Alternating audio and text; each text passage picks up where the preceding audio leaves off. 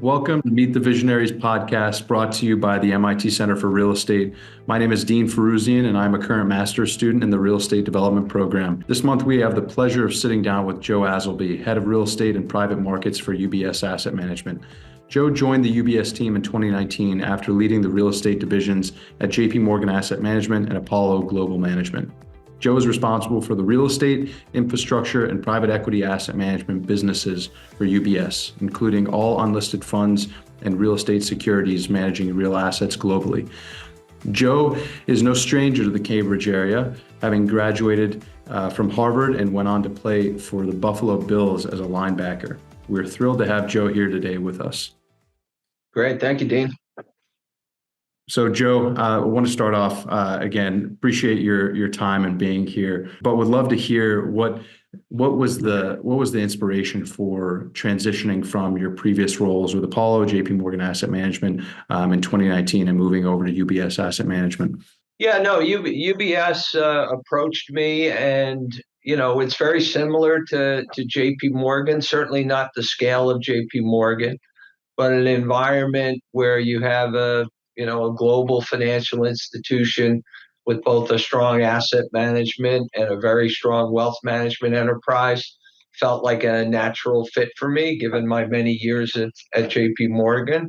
I saw a group that I thought I could help by, bringing new ideas and innovations, and in other instances, cleaning up some troubled funds as well. So yeah, it's been a really enjoyable almost 6 years, and plenty of opportunity and interesting ideas and products that we're working on currently. So the market feels like it's turning the corner. We just need interest rates to come down a little bit, and I think real estate will be okay.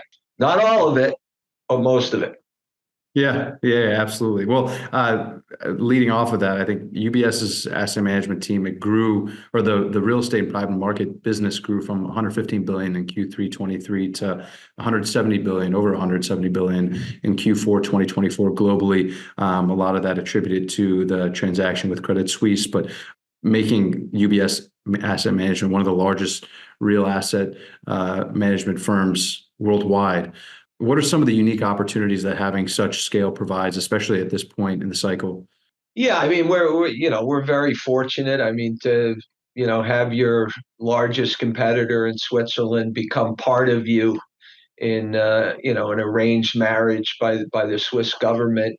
It was certainly an attractive opportunity for UBS to step in, take some risk, sort out some problems, and then move on to the future as a much larger force than prior to that situation. So in my world in particular, we picked up a lot of assets in Switzerland where we already had a very large portfolio. So you had two market leaders in Swiss real estate come together to create a very big player in a modest-sized market. If you're going to have exposure of this type to a single market in the world, I imagine most people would pick Switzerland because it's incredibly stable, incredibly well capitalized, and overbuilding is not part of the culture there. So feel very good about what we have and what we can do with it, and how we can best serve investors in that market. We picked up, other businesses as well. Some fit nicely into our existing activities. We picked up a nice, modest-sized multi-manager real estate business, which we've rolled into our larger multi-manager business. We picked up a nice business in Brazil, which basically listed real estate exposure on the Brazil exchanges, different funds, whether it be a residential fund, office fund, broader commercial funds. We decided to sell that business, and we were successful doing so. So it helped, sort of reduce the price of the Credit Suisse acquisition by taking some non-strategic assets, monetizing them, and delivering them back to UBS shareholders. Yeah. Well, wonderful. I think you alluded to, where we are as a turning point at the stage of the cycle. Over a year ago, you highlighted UBS's investment thesis at the time in private markets, specifically life science, given the compelling investment thesis on the supply versus demand imbalance at that stage. You also mentioned certain asset classes relating to food security, renewable energy, sustainability. Now that you and UBS are discovering that this may be a turning point in the cycle, how has changes in the market dynamics impacted where you are from a portfolio perspective in your investment thesis? Yeah, so we've been, big believers in, innovating what I would describe as sort of problem-solving strategies or problem-solving assets. Energy storage is a good example. Energy storage is absolutely essential for electric grids that have a high penetration of wind and solar. With wind and solar comes the intermittency of wind and solar, meaning the wind doesn't always blow, the sun doesn't always shine. And, there can be periods where, that energy is not as prolific as it is in other periods. There's times of the day where the supply demand gets imbalanced because of that intermittency. And that's when energy storage kicks in. Now, what's energy storage? They're basically 10-acre sites that could have, 100 to 200 batteries located on them. They look like shipping containers. And what they do is when electricity is plentiful and inexpensive, we fill our batteries. And when, energy is scarce because of the exposure to that intermittency, we release that same energy back into the grid. So it's a really interesting business. Has elements of infrastructure because it's part of the electric grid, but many of the characteristics are real estate. Like location is absolutely critical. You want to be in a what they call a node where there's heavy demand and there's a lot of volatility in that demand and in the pricing of the electricity. And so we like what we've created down in Texas. We got 4 facilities that'll be online by the end of this year. One is already online. We want to do more. We think it's a really interesting space, and we think what's happening in Texas and California, which have the level of penetration requiring storage, we think that's going to hit other states in the years to come, and we hope to participate in the build out there as well. That's great. And it's interesting that you bring up energy. I think one of the questions that we wanted to ask is pertaining to energy, specifically in relation to data storage and data centers, given all the new technology and information that's coming out relating to AI and its integration. I think there's a lot of conversation about what energy requirements are necessary at the national level, at the municipal level. Do you find that, energy storage and redundancy, all these issues are converging into creating more opportunities for public-private partnerships with different states at the national level? And how does that, equate at the global level as well? Yeah, I mean, it certainly is a global phenomenon, and it was going to happen anyway, which is the demand for computing power and the demand for the energy that enables that computing power is, it's off the charts. I mean, it was on that trajectory, and then the curve went like this. When AI has become the phenomenon that it has, and every company in the world is developing an AI strategy, which means we're going to need data centers everywhere, which means we're going to have to increase our energy output by amazing numbers. So I think there's a belief that, building enough solar and wind to handle that is going to be challenging, which is why we're reading articles every day about the renaissance of nuclear power, and whether it's old plants being brought back online or new plants, being planned, or the SMRs, which are the modular reactors that, you could actually, use to run factories or specific facilities in addition to contributing to, a grid. So yeah, if you're in the AI business, if you're in the data center business, you're in the power business. You're probably in the water business too, as we're finding in places like Arizona, where chip factories are worried about the availability of water, which is part of it. And data centers, need a tremendous amount of cooling that water is the basis of. So yeah, it seems like, all things are converging around data and energy. Everybody's trying to figure out at the same time. Absolutely. Increasingly, different firms are advertising the fact that everyone's taking a data-driven approach. And I think when I envision managing a large portfolio, I'm imagining that one of the greatest assets that you have is the data that you're able to aggregate in managing all that real estate. How does UBS leverage the tremendous amount of data that's coming from the investments that you're managing and from the portfolios that you're seeing on an asset level or at a global scale? Yeah, I mean, we've always sort of managed the data. The real question is, how can you manage it more intensively? And how can you utilize that more intensive management to make better decisions? And I'd say the market's trying to figure that out. And it's going to take a lot more data than what we just have on the assets we own in order to make better decisions. So, we're talking to a number of institutions that we feel could bring some benefit to us on the AI front. I'm writing notes to my boss about these things as we speak. So I was writing one about a particular opportunity that sounds interesting. And this afternoon, I'll be writing about another AI related opportunity that could be interesting to us as well. So it is absolutely front and center. How do we take our data? How do we take everybody else's data in the marketplace? How do we take data from areas that contribute to the performance of real estate and incorporate that? So again, it's all a heavy lift, and we want to be at the forefront, and we're humble enough to know that we're not going to be able to do it all in-house, and we're going to have to create strong partnerships with people that we believe have an edge that we can't duplicate. That's great. Another trend that we're seeing in the marketplace that it would be great to discuss is this idea of adaptive reuse. And I think when we're thinking about public-private partnerships and incentivization, I think we're seeing how cities, especially domestically, are incentivizing folks on the principal side and owners to reconsider what is highest and best use, especially given the current market dynamics surrounding office and vacancy levels.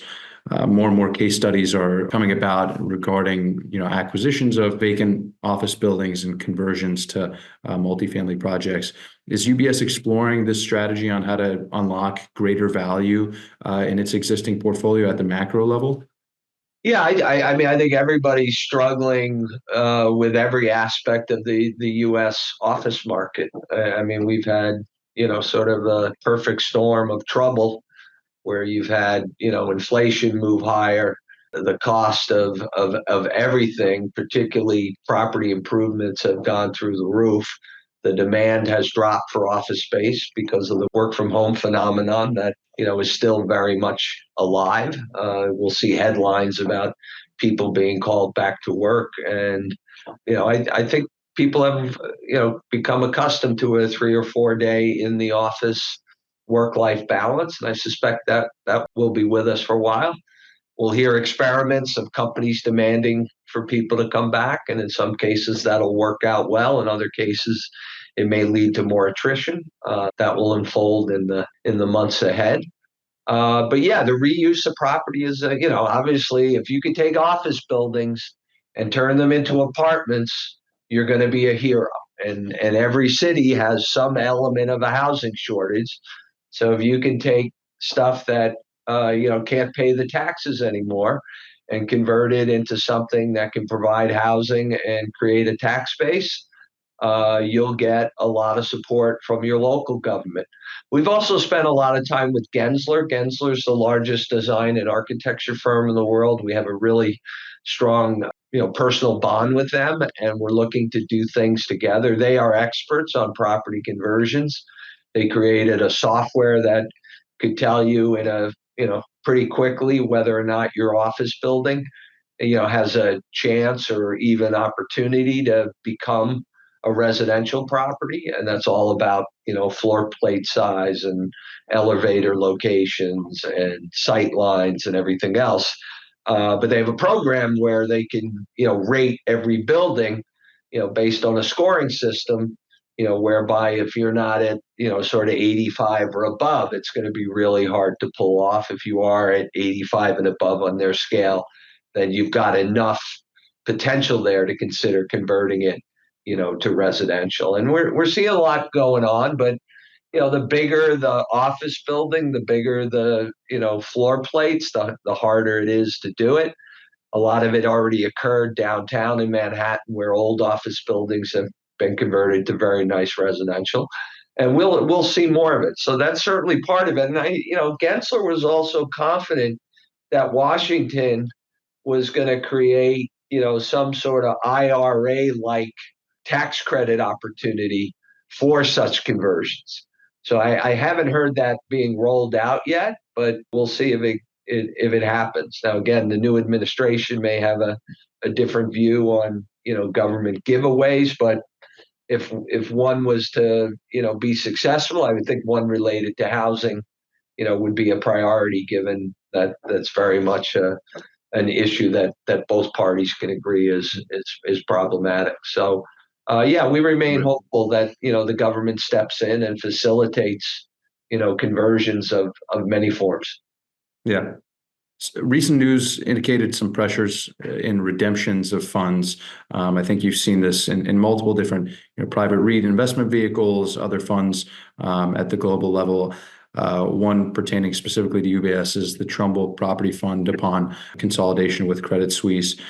How can operators and investment managers adapt to these changing market conditions, given what we're seeing now in the investment cycle with the redemption history? And, what are some of the lessons learned at the retail level in investing in private markets? How might we see the troubles from the current status in the market cycle impact future investment opportunities for retail investors?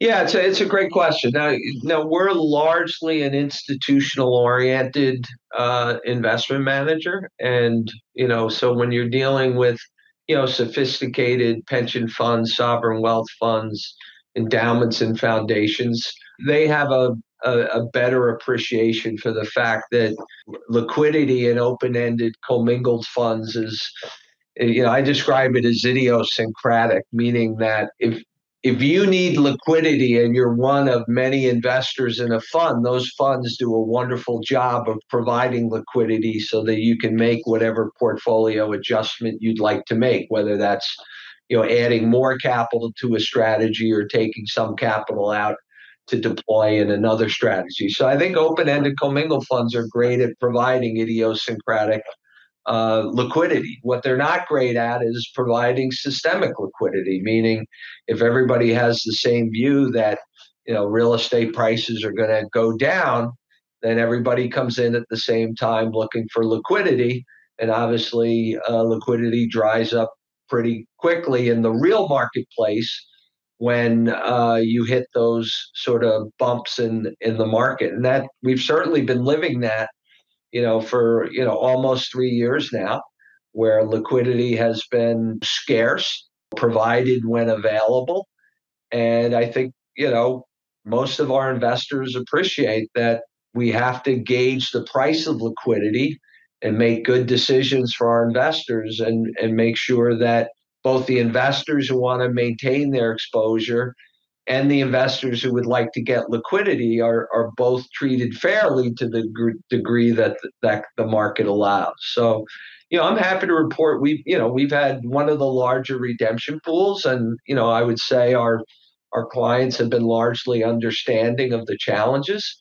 We've also provided a lot of liquidity when the markets allowed us to, and they seem to understand that liquidity, shouldn't be sought when it's not available, because the cost of it is too high.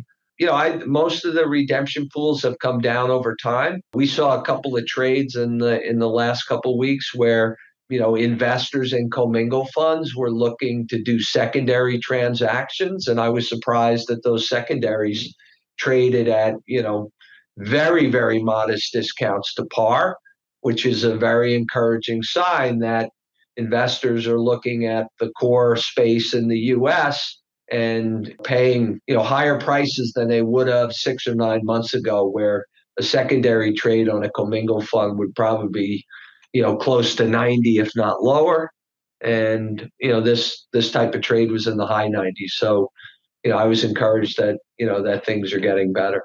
And with the stock market doing as well as it has, what they used to refer to as the denominator effect, where when the stock market went down, your real estate allocation went up simply because the largest component of the portfolio, equities, went down.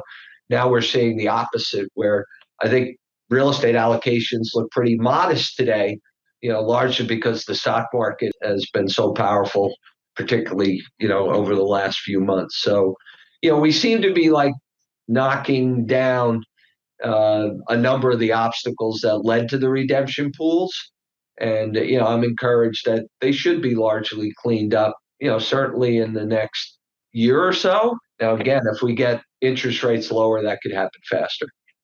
So, Joe, I wanted to take some time, given our audience, we're here at MIT Center for Real Estate. Our real estate program annually provides a cohort of 30 to 35 students an opportunity to learn specialized cases and curriculum on real estate and embarking in a future in real estate. And I think, taking a step back to hear a little bit about your experience on the leadership side of the world, in consideration of all of your years of success in leading multiple major investment funds, what have been some of the primary factors that you believe have helped propel you and the teams that you've managed to new heights? I think, like every industry, you have to be predictive and you have to take risk, and you have to sort of look at the world as it is today, think about where it's going to be tomorrow, and try to get there, a year or so before your clients do. And I think energy storage is an example where you're like, if all of these grids are going to build out with large amounts of wind and solar, and the government's going to foster that on a continuous basis, which the IRA indicated, the Inflation Reduction Act, then energy storage is going to be a huge requirement. And while it hasn't been a huge requirement so far, it's about to do a 10x over the next, call it 10 to 15 years over where it is today. So however many megawatts of capacity there is today, there's going to be 10 times that in 10 to 15 years. So, getting in front of those things. We tried to do that in life sciences as well. Not in the US, because that was a very well-formed market with lots of, big public companies, a lot of new construction. So we basically, set up camp in Europe, where we felt the UK government's really interested in being a leader in this. The UK has the Cambridges and the Oxfords that can anchor these types of knowledge centers. And so we decided to start there, and then, we're doing other things around Europe. So I would say that was a case of looking at what happened to the US 10 or 15 years ago and trying to get ahead of it with Europe, obviously beginning to, be more focused in life sciences. And there's, Switzerland's a wonderful hub. Netherlands is a wonderful hub. UK has some very big ambitions. So, yeah, I guess just being predictive, taking some risk, being early, sometimes being frustrated that you're a little too early. And you usually get pretty good outcomes if you have the staying power that is often required when you don't get the timing, 100% right. Yeah, that's great advice. I think in reflecting on your journey, you've got an incredibly unique background, being on the football team at Harvard, graduating, going on to play a season for the Buffalo Bills, and I'm sure moving into a long-term career in the financial services, there have to have been moments of seminal moments that have represented moments of either adversity for you that you've needed to overcome, or moments that you've looked back on and really accelerated your growth in the industry. Could you share a little bit about some of those stories that really come to mind in considering that background? the fact that I'm in real estate was a bit of an accident. I was a bond guy for the first 12 years of my career at JP Morgan. But like 5 years into, a career on the fixed income trading desk, I felt I just needed to, again, this was on the asset management side. I needed a broader experience than sitting on a trading desk and looking at a very narrow portion of the world. So I wanted to get into portfolio management. The natural path that the others before me took was into the fixed income group as portfolio managers. And I had a gentleman by the name of Jerry Lillis who said, why don't you come to the private placement fixed income group where you can take your capital markets background and employ it in the private markets? Because most of the people that we have don't have that grounding in the capital markets. And so that sounded interesting. It felt like a path that was different from others. And, that put me on a very different track where I, was able to migrate out of the fixed income group over to be the head of the real estate group.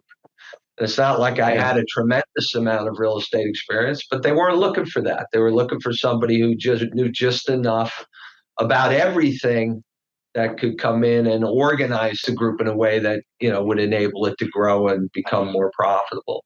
And part of that experience is knowing what you don't know and allowing the experts who were already there do what they were good at, which is real estate transactions and asset management. And I spent my time focusing on, like, how do I grow this thing?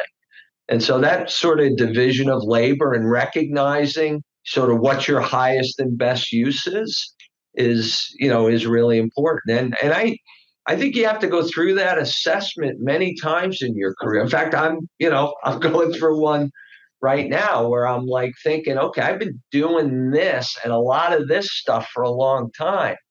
But what if I sort of gave that stuff up and then just focused on these fewer things here?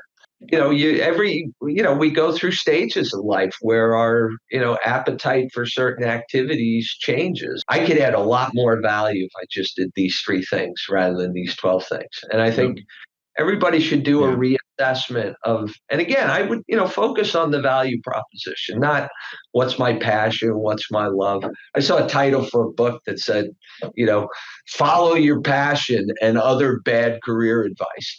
So I think you have to be pragmatic when you're in the business world. Absolutely. Yeah. I wanted to ask you one final question. Sure. We discussed, the myopic nature of real estate cycles and, its impact on liquidity and redemptions. We've discussed your advice on thinking forward and thinking ahead at new trends that are emerging and how that might impact real assets. Before we leave, I would love to ask you, what are you most excited about in this next phase of the cycle? You alluded to the fact that we're entering a turning point, given where the Fed's pivoting and might be, moving towards more expansionary policy.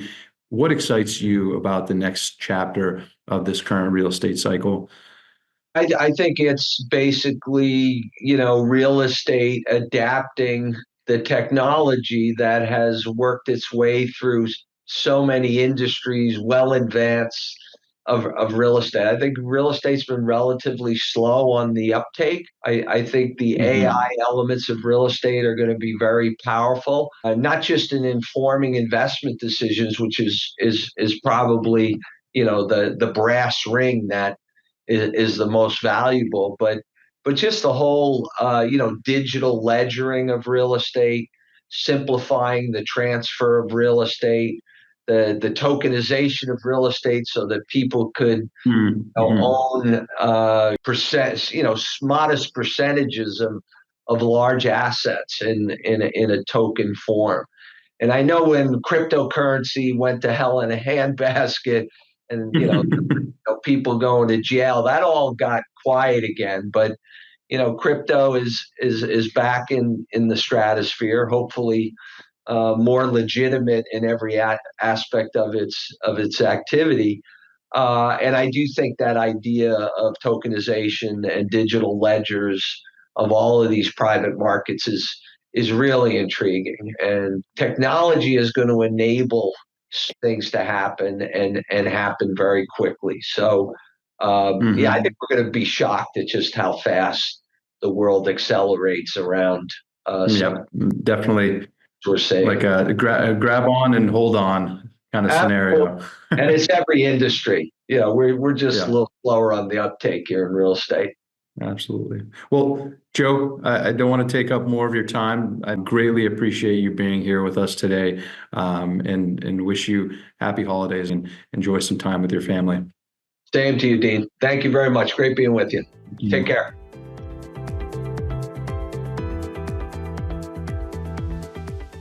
Thanks to our listeners for tuning into another edition of Meet the Visionaries podcast. And please remember to stay tuned for future episodes by subscribing to our podcast or follow us on social media by visiting cre.mit.edu to learn more. Until next time, take care, listeners.